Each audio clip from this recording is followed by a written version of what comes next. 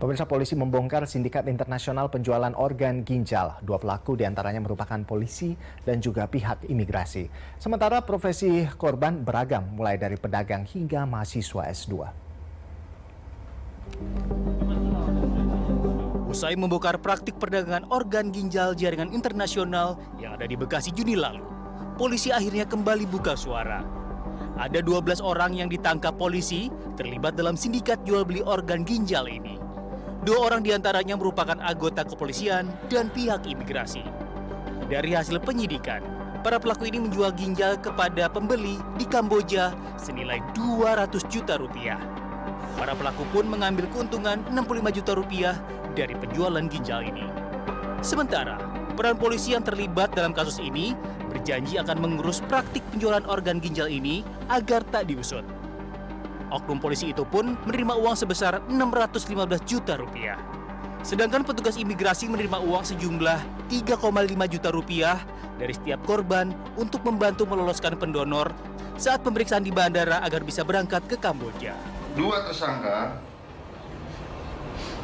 tersangka ini bukan termasuk dalam bagian daripada sindikat, yaitu oknum anggota Polri atas nama Aibda M.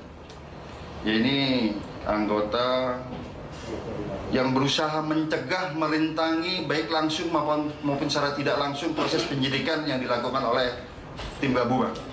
Kemudian satu orang tersangka ini dari oknum imigrasi atas nama AH.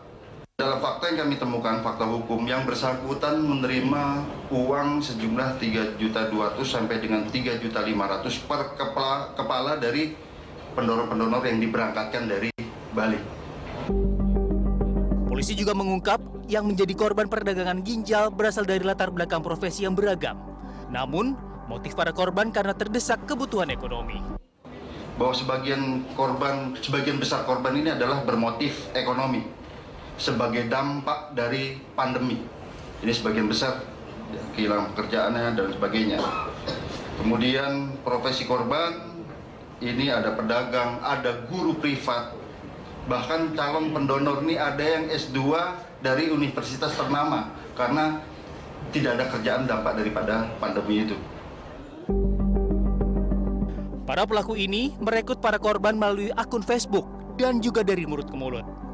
Setelah mendapat korban, para pelaku memberangkatkan melalui Bandara Internasional Ngurah Rai Bali dengan memasukkan rekomendasi dari beberapa perusahaan. Roy Adriansyah, Jakarta.